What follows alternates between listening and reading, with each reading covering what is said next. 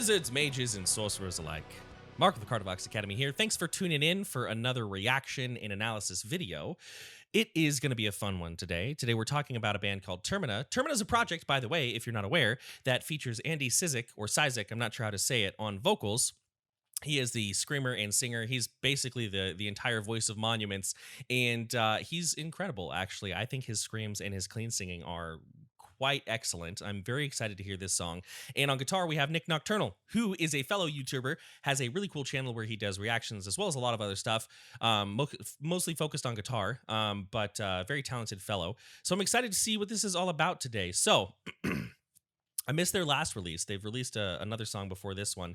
This is maybe a week or two old. Not too far in the past, so still fresh. Now, if you're new to the channel, what we do is, again, we take the reaction format, we kind of piece it apart, we make it fun, but we also make it educational. We talk about vocal technique, vocal styles, everything like that. And if you enjoy the content, if you find it exhilarating, we do have a Patreon where you can support us and help us make more of these videos weekly, maybe even someday bi-weekly, every 2 weeks, twice a week, whichever one means twice a week. But let's go ahead, let's jump into it. This is Termina, Desolate Specter. Let's go.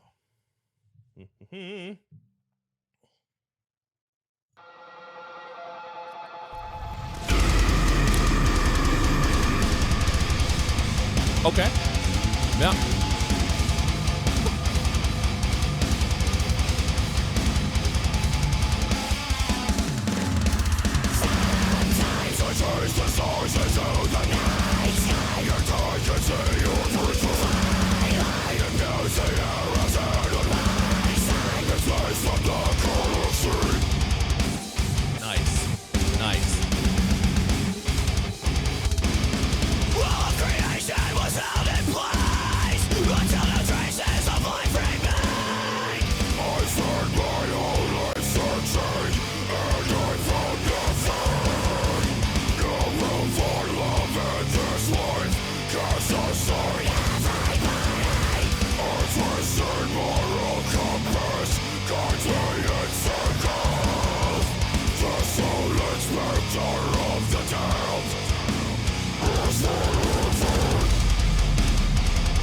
All right, a lot to talk about there, so let's go ahead and get into it. First and foremost, we're what? A minute? Yeah, we're a minute and 8 seconds in, and we're already hearing a ton of contrast. That's something I'm already super into. I'll be real, I didn't expect that opening guttural. It was a bit of a surprise to me. I mean, we all know that he can do lows just fine. Great, in fact, but that kind of hit me. I was expecting something like a little proggier, a little gentier, which certainly we have those elements here, and you don't usually hear that as much. So hearing that was kind of a pleasant surprise. Also, it was really cool. A lot of times when we have bands that like start with a guttural or start with a strong vocal, it's like one simple tone or like a blech, right? So we have either like or like yeah, right? Something like that. He actually I might be hearing this wrong, but it sounded like he slowly added the guttural quality to it. It started off as like an and then he slowly curled that tongue up, kind of like this, like slowly turning that on. That was really cool. I thought that was really fascinating. Another thing that I'm really enjoying is the sort of like belted fry sound that we're getting, like that more like kind of hardcore sound that's kind of based on like that I be replaced! Be replaced! Ah! Like those sorts of sounds. He's excellent at those. He's worked on those for a very, very long time. With those, by the way, a lot of it is how we place our resonance. If we're trying to do that down here, if we're holding all our resonance, kind of puffing out our throat, we're going to have our distortion sit there and we're going to have a bad time. We kind of have to make sure that we know how to get right up there. Kind of get it nice and nasally. Replaced! Oh! And then it's quite simple. Beyond that, I kind of want to say let's keep going. But again, I'm really enjoying the contrast. I'm really enjoying the different way he's articulating his low vocals. We're going to talk about that in a second. But anyways, let's keep going.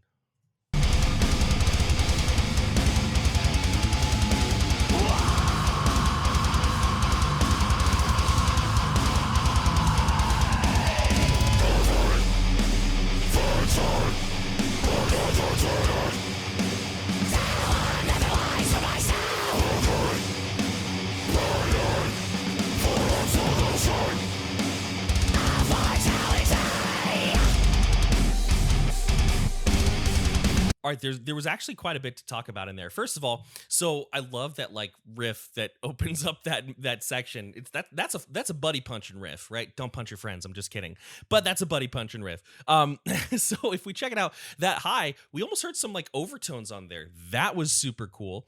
And I love the way that he had like a layer of like underneath. So when the lows come in, we're gonna listen to that section one more time. When those lows come in, right, we can hear on like a layer in the back. Really neat. Sounds good. And then I love the pattern of the highs. He really cranks those highs up there, shoots them out of the top of his head, so to speak. And he really just kind of spits them out on like this skipping vibe. I love that. So I think we were at, I don't know, 110 sounds good.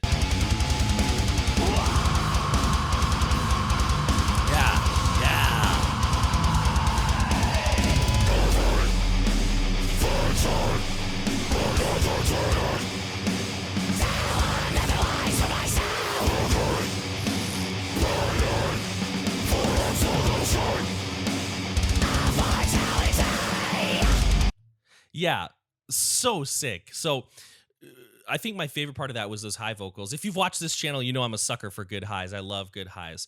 You know, one thing that's interesting is when we take our highs, if we want to sort of make them really get that extra level of high just placement, just like that thin, crisp sound, one thing that we want to do is first and foremost make sure we're as nasal as possible, as hyper nasal as possible. Hyper would be this, hypo would be this. So if you're kind of trying to scream around here like you have a cold, you're going to have a bad time. Highs are going to be very difficult for you. But if you get hyper nasal, sort of like a Mandark from Dexter's Laboratory voice, it's going to be a lot easier. Then the next thing after that is we want to imagine and we want to kind of place our scream as high up on this soft palate as possible with almost what sounds and feels like a cat hiss, but it's placed upwards. Right now, when I'm pushing on that, I feel tremendous amounts of distortion on my soft palate itself. My vocal folds feel totally fine, and the way that I'm able to manage that is because I've practiced, you know, squeezing the abdominal cavity, really driving from the abdominal muscles here, right? So anyways, let's keep going. I could go on about that for a while. Sometimes what you may find, by the way, is with these really high hissy vocals, you may get like a little, this happens to me very frequently, your saliva this is kind of gross, but your saliva up in the top of your mouth may get a little bit foamy. It's all right, nothing to worry about there. If you get like a little bit of foamy saliva, but if after you do it, you feel like a lot of saliva and phlegm developing on the vocal folds, that's when you need to say, maybe I need to reevaluate how I'm doing this. But if you find yourself getting kind of just like spitty up here, you're fine. So let's keep going. Let's keep going. If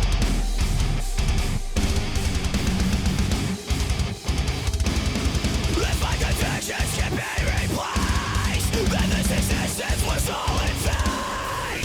I spent my whole life searching, and I found nothing. No room for love in this life, 'cause the story of everybody. A twisted moral compass guides me in circles.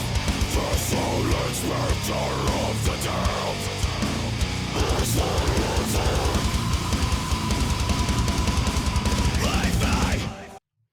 All right, so I want to talk about those lows, and the reason I'm stopping so soon is because if you, like me, are a fan of metal, you heard that that drop, that change in the guitars and the drums, and we know something crazy is going to happen. And I don't want to stop after I don't want to stop after that. So one thing I really like about those sections of lows is he's doing the same thing, right? As far as the tone,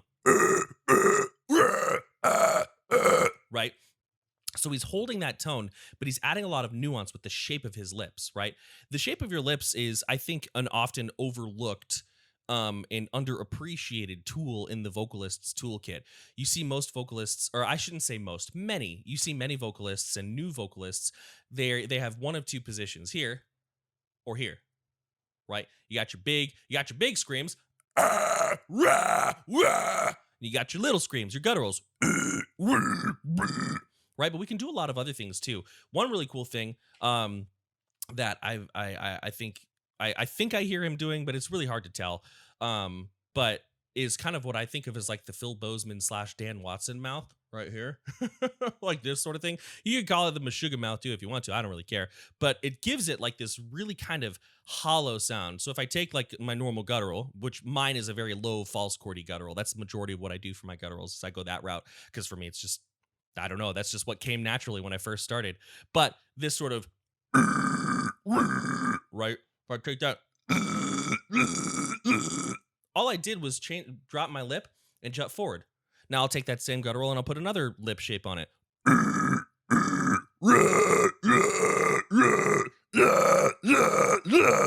There are a lot of different things we can do with it. So I really appreciate his playing around with the embouchure rather than jumping back and forth between a bunch of different techniques. It's really cool when vocalists do that, but sometimes I really like it when I hear the same technique being used throughout a section and there's a lot of different flavor, a lot of different spice on it. So that's really, really cool. Again, I love those like high fry, like whining belts. I just love those. He does those so well. Let's go back a couple seconds and let's hear what this section's going to be, because I think it's going to be crispy. I'm anticipating the crisp. You know what? Nick, Andy, I'm hoping you bring the crisp. Let's go. Desolate Specter of the damned.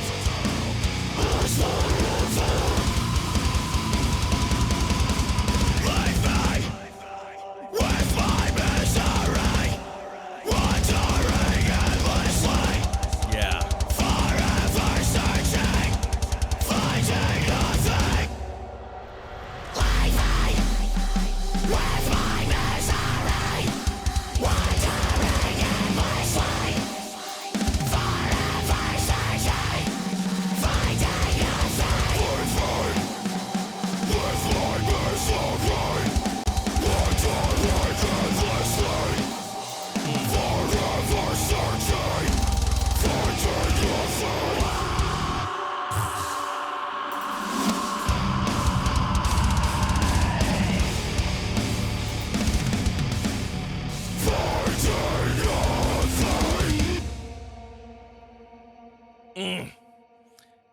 Y'all, I asked for the crisp and they gave me a lifetime supply of Pringles. Holy shnikes.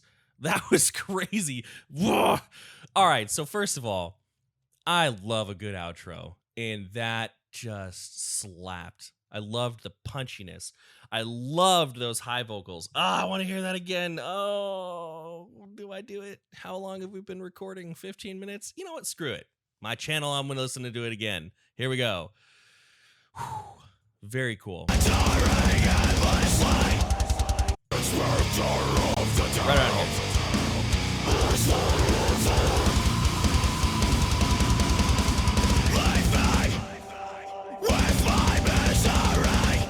Yeah, I love that tone he has. He does that so well. He does that so well. Anyways, let's keep going. Ugh. Wandering endlessly, forever searching, finding nothing.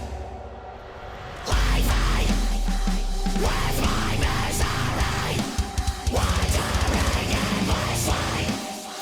Forever searching, finding nothing.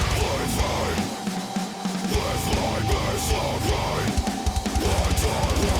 endlessly. Forever searching, finding nothing.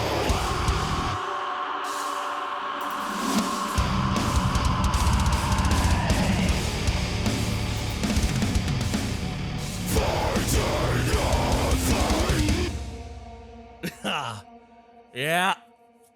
Yeah, that is a tasty outro. Well, all right, cool. So let's talk a little bit about it. So a lot of different variation, a lot of cool things going on. Great fry vocals all throughout. Absolutely fantastic work on the two of yous, Nik Nocturnal and Andy Cizek. Great job. Great job all around. Again, I just said again. You know what? We're going to keep it. We're not going to edit that out. Again, if you enjoy the content, if you like learning about these vocals and talking about them and kind of exploring different ways to approach them, please feel free to like, share, and subscribe. It's a lot of fun. And if you want to help us continue making these videos, maybe starting to do 2 a week, I think that'd be really cool. Make sure to check out our Patreon if it strikes your fancy. We've got a Discord where we play games and hang out and have fun. And I don't know, share music and just be a bunch of goobers. And y'all get to vote on a reaction video a month, which is going to be the last one of this month. We'll see what it is. But beyond that, as always, many thanks, much love.